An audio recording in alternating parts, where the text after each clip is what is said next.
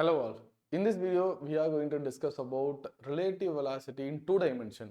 Actually, relative velocity அப்படின்னு படிக்கும்போது இங்க with respect to அப்படிங்கிறது ரொம்ப இம்பார்ட்டன்ட். Relative to இப்போ ஒரே ஜேர்னியை ஒரு 3 பேர் வேற பொசிஷன்ல இருந்து பார்த்துட்டு இருக்காங்க அப்படின்னா அந்த 3 பேருக்கும் வேற மாதிரி ஒரு அவுட்புட் தெரியும். 2D 1Dயை விட 2D புரிஞ்சுக்கிறதுக்கு கொஞ்சம் நம்ம நல்லா யோசிக்கிற மாதிரி இருக்கும். எப்பயுமே வெக்டர் நம்ம அசால்ட்டா நினைச்சிடக்கூடாது. ரொம்ப important. So one dimension basics video நல்லா தெரிஞ்சு அதோட கான்செப்ட் நல்லா புரிஞ்சாதான் 2 டைமென்ஷன் நமக்கு புரியும். கிரவுண்ட்ல ஒரு ஆப்ஜெக்ட் போறதுக்கும் ஒரு எக்ஸ்கலேட்டர் மேல ஒருத்தர் பர்சன் போறதுக்கும் நிறைய டிஃபரன்ஸ் இருக்கு. தட் இஸ் நான் என்ன சொல்றேன்னா ரிலேட்டிவ் டு எக்ஸ்கலேட்டர் மேல நிக்கிற ஒரு பர்சனை கிரவுண்ட்ல நின்று ஒருத்தர் அப்சர்வ் பண்றாரு. அவருக்கு அவுட்புட் நார்மலா ஒரு ஸ்பீடு தெரியும். கரெக்டா?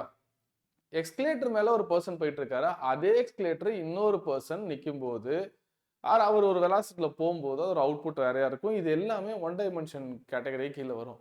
2 டைமென்ஷனுங்கும் போது நமக்கு direction and east to south இல்ல நார்த் டு ஈஸ்ட் அப்படிலாம் ப்ராப்ளம் வரும்போது நம்ம ரொம்ப கிளியரா அந்த ஸ்டேட்மெண்ட் இங்கிலீஷ் ஸ்டேட்மெண்ட்டை புரிஞ்சுக்கணும். இப்போ ஒரு ப்ராப்ளம் வழியா நம்ம அந்த கான்செப்டை பார்க்கலாம்.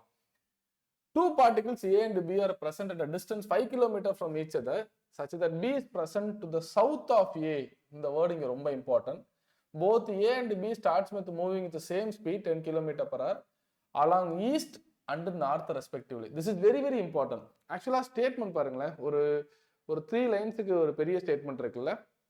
B வந்துட்டு என்ன பண்றாங்க அப்படின்னா சவுத்ல இருந்து நார்த் டைரக்ஷன் டிராவல் பண்றாங்க.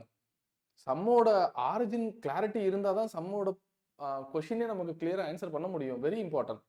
Both A and B starts with moving the same speed along east and north respectively. So A வந்துட்டு என்ன பண்றாங்க அப்படின்னா ஈஸ்ட்ல போறாங்க, பி வந்துட்டு என்ன பண்றாங்கன்னா நார்த்ல போறாங்க. இந்த ரெஸ்பெக்டிவ்ங்கிற வேர்டுக்கு அதான் மீனிங். நம்ம அந்த ஆர்டரை எடுத்துக்கணும். கரெக்டா? Then find out VAB. இங்க அப்சர்வர் அப்படிங்கிறது யாரு? கிரவுண்ட்ல இருக்காங்களா இல்ல மூவ் ஆயிட்டு இருக்காங்களா அப்படின்னு பார்த்தா மூவ் ஆயிட்டு இருக்காங்க. velocity of A relative to B அப்படின்னு சொல்லலாம். இல்லைன்னா velocity of A with respect to B. ஆக்சுவலா B ஏவை பார்க்கறாங்க. This is very important. B ஏவை பார்க்கறாங்க. A என்ன டைரக்ஷன்ல போயிட்டு இருக்காங்க? ஈஸ்ட்ல போயிட்டு இருக்காங்க. கரெக்டா? A ஈஸ்ட்ல போயிட்டு இருக்காங்க. B சவுத்ல இருந்து நார்த்துக்கு போயிட்டு இருக்காங்க. ஆக்சுவலா அவங்க சவுத்ல இருக்காங்க. வெக்டர்ல அது ரொம்ப முக்கியம். எங்க நிக்கிறாங்கிறத பொறுத்து தான் டைரக்ஷனே வரும். கரெக்டா? இந்த சம்ம பொறுத்த வரைக்கும் இதுதான் டயக்ராம். எவ்வளவு டிஸ்டன்ஸ்ல இருக்காங்க அப்படின்னு கேட்டீங்கன்னா 5 கிலோமீட்டர் ஃப்ரம் ஈச் அதர். ஸ்டார்டிங்ல இவங்களுக்கும் 5 kilometre distance. This is very important. First statement பாருங்க. 2 particles A and B are present at a distance 5 km from each other such that B is present to the south of A. ஏவை பொறுத்து B சவுத்ல இருக்காங்க. ஏவை பொறுத்து B சவுத்ல இருக்காங்க. அந்த distance 5 kilometre. So இந்த மாதிரி ப்ராப்ளம்ல இங்கிலீஷ் ஒரு ஃபிக்ஸ்டு டெம்ப்ளேட் மாதிரி இருக்கும். ஒரு 10 to 15 ப்ராப்ளம்ஸ் நம்ம கிராஸ் பண்ணோம்னா we come to know the schematic. நம்மளால எக்ஸ்பிளைன் பண்ண முடியும். ஃபைன். இப்போ ஏ வந்துட்டு என்ன பண்றாங்க? ஈஸ்ட்ல டிராவல் பண்றாங்க. பி என்ன பண்றாங்க? நார்த் சைடு டிராவல் பண்றாங்க. சவுத்ல இருந்து நார்த்துக்கு டிராவல் பண்றாங்க. கிளியர்? பக்கா. Velocity of A with respect to B. இவங்களுக்கு ரிசல்டன்ட் எப்படி தெரியும்னா இந்த கேரக்டர் இப்படியே போயிட்டு இருக்கா, இவங்க இப்படியே வந்துட்டு இருக்காங்களா? Sorry yes. இப்போ இந்த கேரக்டர் இப்படியே போயிட்டு இருக்கும்போது இவங்க இப்படியே வராங்கன்னா ரிசல்டன்ட் இப்படிதான் தெரியும். This is very important. This is very important. Resultant because I have 2 vectors. நான் parallelogram law of addition எடுக்கிறேன். Okay fine. இப்போ இந்த கொஸ்டினை நம்ம கொஞ்சம் மாடிஃபை பண்ணிக்கலாம். ஏன்னா இந்த கொஸ்டினுக்கு இந்த டயக்ராம் கிளியரா புரியும். ஒரு கொஸ்டின் மாறி வந்தா எப்படின்னு நமக்கு தோணும்ல, அதுக்கான எக்ஸ்பிளனேஷன். இப்போ ஈஸ்ட்ல இருந்து இந்த டைரக்ஷன்ல வராங்கன்னு வச்சுப்போம். ஏ பி அப்படியே தான் போறாங்க, அதுல டவுட்டே வேண்டாம். பி சவுத்ல இருந்து நார்த் போறாங்க. பக்கா. இங்கிட்டு வெஸ்ட் இருக்கு. ஈஸ்ட்ல இருந்து இந்த டைரக்ஷன்ல வந்துட்டு இருக்காங்க. எப்படி? டுவர்ட்ஸ் நார்த் வராங்க. சாரி டுவர்ட்ஸ் வெஸ்ட் வராங்க. இது நார்த். இப்போ நார்த் பாயிண்ட்ல இருந்து நம்ம இந்த டைரக்ஷன்ல நம்ம போற மாதிரி இருந்துமா, இப்போ இப்படி வந்தோம்னா ரிசல்டன்ட் பி பார்க்கும்போது இப்படி தெரியும். இவங்களை நோக்கி வர மாதிரி தெரியும். இதான் அவுட்புட். கிளியர்? அடுத்தது இப்போ இங்க இருந்து இப்படி டிராவல் பண்றாங்க. ஓகேவா? பி இப்படி டிராவல் பண்ணும்போது ரிசல்டன்ட் இப்படி தெரியும். Because I have 2 vectors, angle between the 2 vectors is 90. Parallelogram of addition resultant எப்படி இருக்கும்? இப்போ எக்ஸாக்டா இந்த ஸ்கீமேட்டிக்கெல்லாம் விட்டுருவோம். டெய்லி லைஃப்க்கு ஒரு எக்ஸாம்பிளுக்கு வருவோம். ஆக்சுவலா இந்த கார் இப்படி டிராவல் ஆகிட்டு இருக்குன்னு வச்சுப்போம். ஓகேவா? பி இப்படி வராங்க. இவங்களை ஏன்னு வச்சுக்கலாம், இவங்களை பி இப்படி வச்சுக்கலாம். ஓகே? ஸோ ஏபி இப்படியே நேரா இந்த பி வந்துட்டு இருக்கு, ஏவும் இப்படி வந்துட்டு இருக்கு. ஆனா பி ஏவை பார்க்கும்போது கண்டிப்பா இப்படி போற மாதிரி தெரியவே தெரியாது.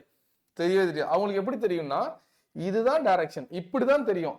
அந்த ஏ தன்னை நோக்கி வர மாதிரி தெரியும். This is very important. ஏன்னா somewhat they are approaching, right? இப்படியே வந்தோம்னா ஏ வந்துட்டு என்ன ஆகும், பி அப்ரோச் பண்ண ஆரம்பிச்சிடும், இப்படி இப்படி கிராஸ் பண்ணிப்பாங்க. அதனால அவங்கள நோக்கி வர மாதிரி இருக்கும். தன்னை விட்டு விலகி போனாங்க அப்படின்னா இந்த மாதிரி ரிசல்ட் இருக்கும். கிளியரா?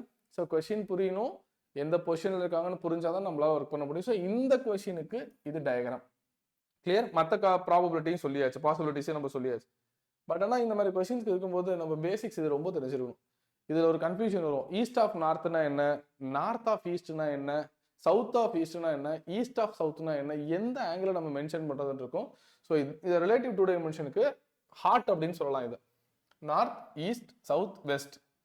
ஈஸ்ட் ஆஃப் நார்த் அப்படின்னா இந்த டைரக்ஷன்ல நீங்க பிளாட் பண்ணணும். நான் அடுத்த பேஜ்ல இன்னும் கிளியரா எக்ஸ்பிளைன் பண்ணியிருப்பேன் இந்த ப்ராப்ளமோடது.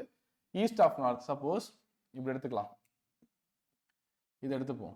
ஈஸ்ட் ஆஃப் நார்த்னா இந்த மாதிரி நார்த்ல இருந்து ஈஸ்டுக்கு டிராவல் பண்றாங்க. Starting point north, east towards ஈஸ்ட நோக்கி போறாங்க.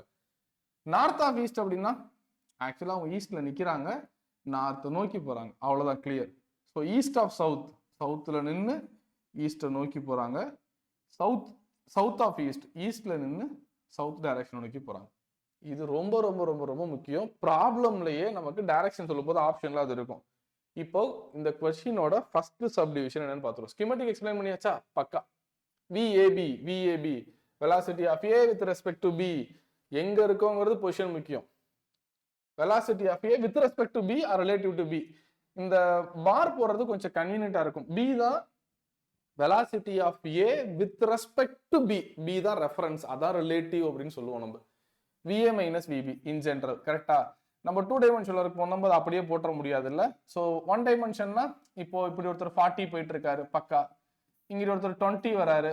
இவரை பொறுத்த இவர் பேர் ஏன்னு வச்சுப்போம், இவர் பேர் பின்னு வச்சுப்போம். Velocity of A with respect to B 1 டைமென்ஷன்ல பேசிக்கிட்டு இருக்கோம். ரொம்ப ஈஸியா இருக்கும் இது. 40i minus 20i answer 20i plus 20i. இந்த பிளஸ் எதை தெரியுமா மீன் பண்ணும்?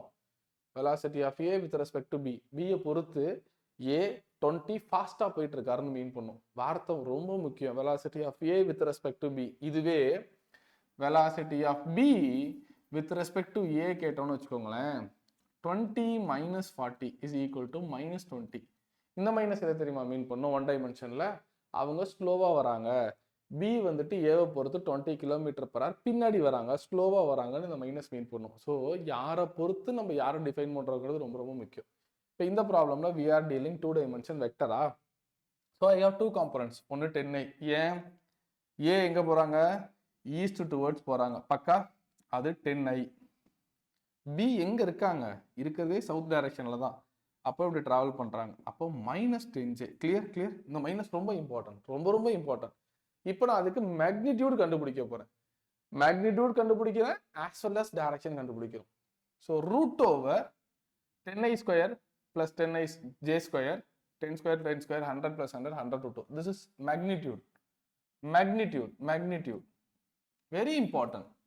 So இப்போ இவங்களுக்கு எப்படி தெரியும்னா 10√2 km/h நான் சொன்னேன்ல, இந்த டைரக்ஷன்ல தெரியும். கிளியரா? இந்த டைரக்ஷன்ல யாரு? பி ஏவை பார்க்கும்போது velocity of A with respect to B, relative to B, அதுதான் முக்கியம். சரி, இப்போ ஆங்கிள் ஃபைண்ட் அவுட் பண்ணுவோம். இப்போ நான் பாத்தீங்களா ஆரோ மார்க் போட்டிருக்கேன்ல, இந்த சம்முக்கு 45 வரும். ஆனா சில சம்ல 60-30 வந்துச்சுன்னா எது 60 எது 30 நீங்க ஆன்சர்ல டிஃபைன் பண்ணணும். That is very important. So இப்போ கிளாரிட்டி கொடுத்துடலாம். இப்போ இது ஈஸ்ட், இது சவுத். ஆரோ மார்க் பாத்தீங்களா? சவுத் ஆஃப் ஈஸ்ட் எங்க இருக்காங்க? ஈஸ்ட்ல இருக்காங்க. எங்கிட்டு போறாங்க? சவுத் டைரக்ஷனுக்கு நான் ஆங்கிள் மெஷர் பண்றேன். ஸோ ஃபர்ஸ்ட் தீட்டா எடுப்போம். ஆக்சுவலா இவங்க எவ்வளவு ஸ்பீட்ல போறாங்க? 10 km/h. இவங்களும் எவ்வளவு ஸ்பீட்ல போறாங்க? 10 km/h பக்கா.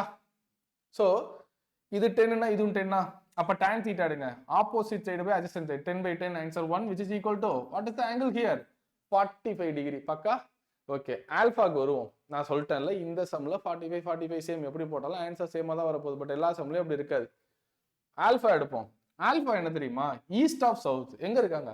சவுத்ல இருந்து ஈஸ்டுக்கு போறாங்க. அதுக்கு நான் ஆங்கிள் கண்டுபிடிக்கிறேன். அப்போ பாத்தீங்கன்னா இது 10னா கண்டிப்பா இதுவும் 10 தான். ஸோ tan alpha எழுதுங்க 10 opposite side by adjacent side 10 by 10 1. இந்த ப்ராப்ளம்க்கு சேமா வருது. எல்லா ப்ராப்ளம்க்கும் அப்படி வராது. 45. ஸோ தீட்டாங்கிறது சவுத் ஆஃப் ஈஸ்ட், ஆல்ஃபாங்கிறது east of south. Arrow mark place a role. என்னோட ஹேண்டை நான் கிளாக் வைஸ்ல கொண்டு வரேனா இல்லாட்டி ஆன்டி கிளாக் வைஸ்ல கொண்டு வரேனா அப்படிங்கிறது ரொம்ப ரொம்ப இம்பார்ட்டன்ட். ஸோ ஃபர்ஸ்ட் சப்டிவிஷனுக்கு ஆன்சர் கண்டுபிடிச்சிட்டோம். 10 kilometre per hour, sorry 10√2 kilometre per ஆருங்கிறது magnitude. 45 either south of east or east of south, ரெண்டுத்துக்குமே இந்த இடத்துல சேம் தான். 45 மிடில். ஏன் ஈக்குவலா இருக்குன்னா இவங்களும் ஒரே ஸ்பீட்ல போறதுனால ஈக்குவலா இருக்கு. Clear? Then next subdivision, minimum distance between ஏபிசின்னு கேட்டிருக்காங்க. ப்ராப்ளம் ஒரு தடவை போயிடுவோம். Minimum distance between A and B, அவ்வளோதான். சரி, இப்போ இது நான் பித்தகரஸ் தியரம் ஒர்க் பண்ணி போட்டிருக்கேன். அப்படியும் போடலாம் கிலோமீட்டரை வச்சு. மினிமம் டிஸ்டன்ஸ்னா இதுல பாதி. ஃபர்ஸ்ட் ப்ரொசீஜர் படி வந்துடும். அப்போதான் உங்களுக்கு இது ஏன் நான் போட்டேன்னு புரியும். இவங்களோட டிஸ்டன்ஸு ஸ்பீடு, இங்கே ஒரு ஸ்பீடு, கரெக்டா? இப்போ இவங்களுக்கு எப்படி தெரியுறாங்க? அந்த ஏ இங்கிட்டு போற மாதிரி தெரியாது, அந்த ஏ இந்த லைன்ல போற மாதிரி அவங்களுக்கு தெரியவே தெரியாது. ஸோ அந்த ஏ இப்படி டிராவல் பண்ற மாதிரி இருக்கும். அப்ப இதுதானே மினிமம் டிஸ்டன்ஸ், கரெக்டா? இதுதான் 2 டைமென்ஷன்ல ரொம்ப ரொம்ப ரொம்ப ரொம்ப இம்பார்ட்டன்டான ஒரு கோர். இதை நல்லா நீங்க ரியலைஸ் பண்ணி ஃபீல் பண்ணி புரிஞ்சுக்கணும். 2 டைமென்ஷன் ரிலேட்டிவ் மோஷன் இன் 2 டைமென்ஷன் ஜென்ரலாகவே பேசினா ரெயின்மென்ட் ப்ராப்ளமும் ரிவர் போர்ட் ப்ராப்ளமும் தான் கொஸ்டின்ஸ் அதிகமாக வரும் அப்படிங்கிறத நினச்சிப்பாங்க. உண்மையாக அதுதான் வெயிட்டேஜ்.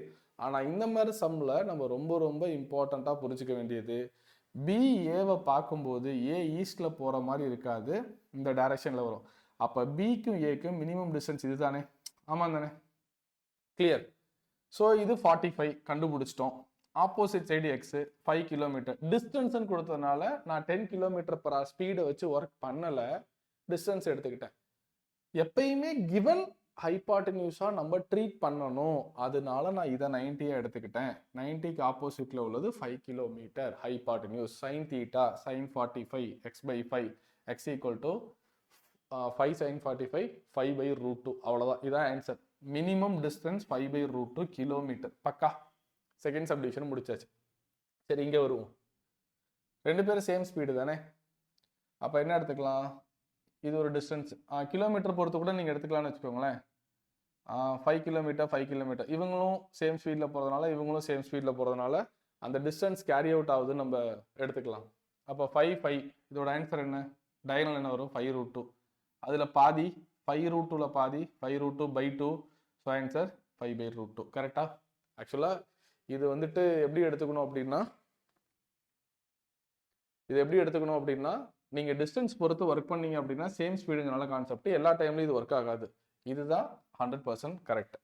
100% அது தப்புன்னு சொல்ல வரல. தென் டைம், அந்த மினிமம் டிஸ்டன்ஸ்க்கு அச்சீவ் ஆகிற time, that is very very important. Minimum டிஸ்டன்ஸுக்கு அச்சீவ் ஆகிற டைம். இப்போ மினிமம் டிஸ்டன்ஸ் எவ்வளோ ஃபைண்ட் அவுட் பண்ணோம்? 5/√2. தேர்ட் சப்டிவிஷன், அதான் கொஸ்டின். ரிலேட்டிவ் வெலாசிட்டி என்ன? 10√2. ஸோ சூப்பரில். ஸோ இது வெலாசிட்டி, இதான் டிஸ்டன்ஸ். இது வெலாசிட்டி, இதான் டிஸ்டன்ஸ். இந்த டிஸ்டன்ஸ் எவ்வளோ? 5/√2. இந்த வெலாசிட்டி எவ்வளோ? 10√2. அவ்வளோதான்.